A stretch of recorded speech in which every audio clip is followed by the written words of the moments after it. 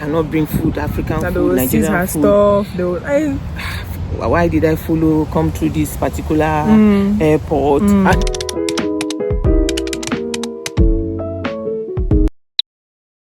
Hi guys, and welcome back to the channel. So I have a special guest here, my mom. So you guys said I wanted to hear her experience coming to Canada from Nigeria. So we just came to the park briefly, and I'll just ask her some questions. Hopefully your answers, like the thing you want to know, would be part of that, like her answers. But yeah, we're just going to go straight into it. Can you rate your trip from Nigeria to Canada, or should I say to Edmonton, on a scale of 1 to 10? On a scale of 1 to 10, let me say 8. Okay, so why did you say 8?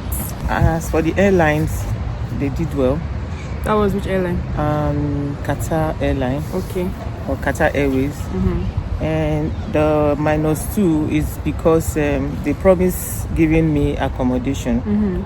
But on getting to Doha, it was not possible. Or not possible, they didn't. And then you mentioned something about your Nigerian passport. So do you think it's because they couldn't give you like visa to go to the hotel, which was outside the airport? Yeah, from my other experiences, I think it's because of our passports. Yeah, I think so. Well, that's so annoying. But like, so what was the most challenging thing about your trip? Maybe 1 or 2 about your trip coming here. Okay, let's talk about parking. Okay. Let's go into the parking. So I know she had to drop a lot of things because of the weight limitation. So can you just talk about that a little bit? Like parking, should we overpark? What should we not park? Like the kind of bag we should carry? Well, it's so disappointing because let me use the word, they will say this 33 kg thing is a scam, because I don't think our scale is up to that 23 kg. That is their scale at the airport, and it's so disappointing because you take it to you are taking enough, not so much, but at the end of the day, by the time you get to the airport, their scale, their own 23 kg is only God knows how. And then the issue of the bags. Yeah, you said so you couldn't find your bag. So like, can you tell us about that? Like the kind of box was popular? Honestly, that one, we really need to, everybody, we need to look into that. A lot of the traveling bags, the boxes, the so-called lightweight boxes, it's the new bride in town, especially the black colors. They are just quite popular. So one needs to like look for a way to identify your bag. Yeah. So like, because someone she was using a mascara, so she tied her mascara on the bag. Can use nail polish and all of that stuff. It's advisable to just get something to identify your bag. Is very important. Okay, so I'm not going to ask more questions. So can you just kind of tell us an overview like of your trip here? Because I know it was a 2 days journey.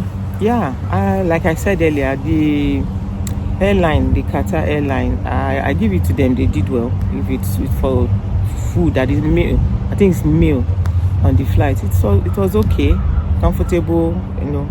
It's not a paid advert too, but I'm just telling you my real life experience.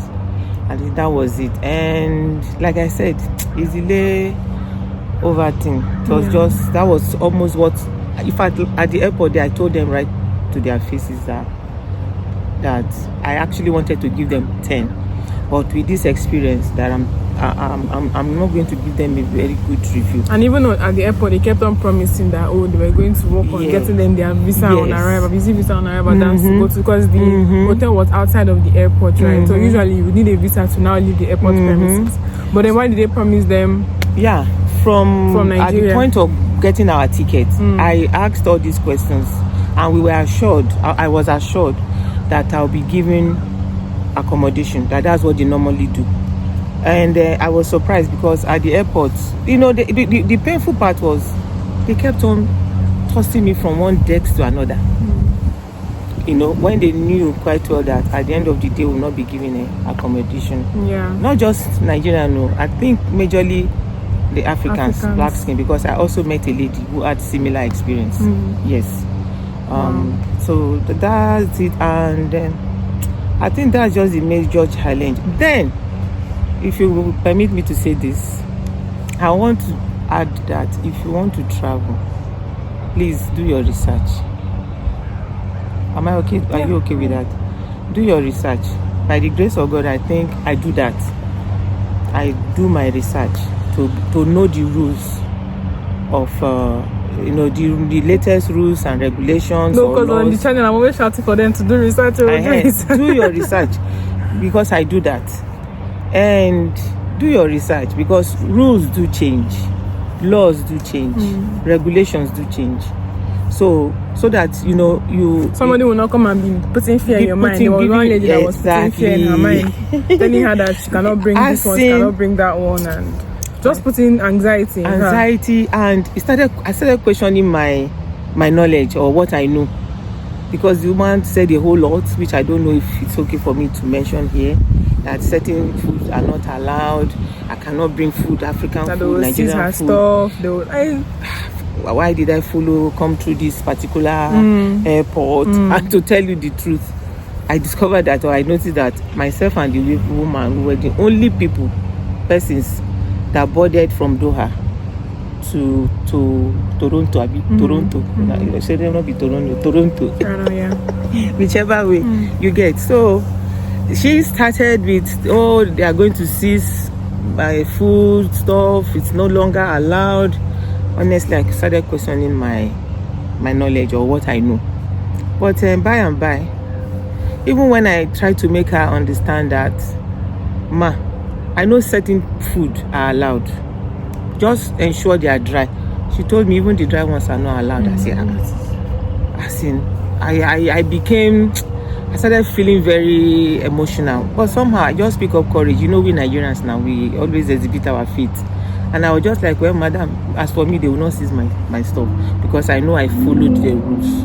And then, by the grace of God, getting to the Toronto airport, they asked me to, how do you say it again? A list of things that she brought, food stuff. There's a word they use, just list out the things. It's just a computer, few questions. And it wasn't as she explained it. I think maybe that was her first time coming through Toronto airport. Maybe that's our first time, I don't know. But I like, okay, it might differ from country to country, because by God's grace, at least I've had to travel. I never had any experience. And then by the time I even got to where to board my flight to Edmonton, one of my bags was opened, and I had inside gari, granite, dried items, and the man just opened and then covered my bag, and that was it. He never raised an eyebrow. So people don't say it again. I'm like, no, sorry. So I think do your research. And is there anything else you want to add, like travel tip you would give anyone that is coming from Nigeria to Canada or anywhere in the world, like 1 or 2 tips you would give to them to make their trip more stressful? I would definitely say, for me personally, I would definitely say don't wait until like 2 days to your trip, start packing. Start packing at least 2 weeks. So I make sure that your box is packed at least 2 days to your trip. If not, that's what causes anxiety when you're now trying to do this and that. So I think another thing is, like I said, do your research. And one research I forgot was actually checking the airline to know how much they pay for excess luggage. Maybe let's say like up to maybe 3, 4, 5 kg. Because it's honestly it's not worth the trouble if at the end of the day you spend money buying things that you want to bring, and then you are not able to carry them along. And then you need to find out how much, so that when you get to the airport, the baranda, I call them baranda, the runs people will not use your head, so know what you are in for. And then one other thing I want to say, I think that's it. And then if you know your belly, your system works. Like me, 2 days before I traveled, or so 2-3 days, I ensure that I avoided any meal that will trouble me. E.g. beans. Well, it depends on individual. Example. Either beans, vegetable, and so. And it's, like me, knowing my system, it's not everything they bring you just eat, juice that. it's not much though, but I ensure I took things that were okay for my stomach or my tummy. Yeah, because just the last thing you want is that you're in airport, you're trying to go through check-in and then you're looking for toilet at the same time. Yes. And then another thing, as I'll not call myself elderly, but at least people like us, don't be scared. I give it to them. The people at the airport, either from, I don't know the airport you will pass through, but where I came in through Doha, they were very helpful. Make sure you're very free to ask questions, honestly. Yes, they are always, it doesn't matter whether they are staff of the airline, so long as they are within that airport. They were very helpful. Just look at somebody you see, ask them questions, they will direct you. They were very helpful, honestly. I give it to them. So it made it easier for me, because some airports can be very big, very large.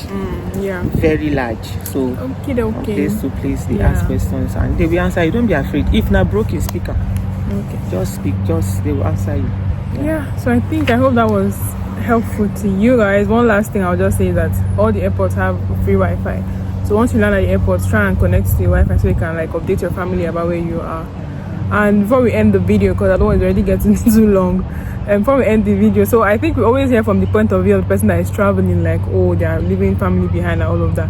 So as you now that someone that was a family that was left behind in the country, that somebody that's maybe daughter, husband, child, whatever, traveled out. So what was your own? Because I feel like also when we move here, we're trying to transition, we're trying to find a job, we're trying to this and we're trying to that. So that pressure is kind of there. But for you now that was at home and you knew that okay, your family member had, moved out of the country, what was the first, let's say 1 month or 2 months, like very briefly? What was it like? It wasn't easy though. It wasn't easy. But one way I tried to cope with it was I just assumed that she was in school.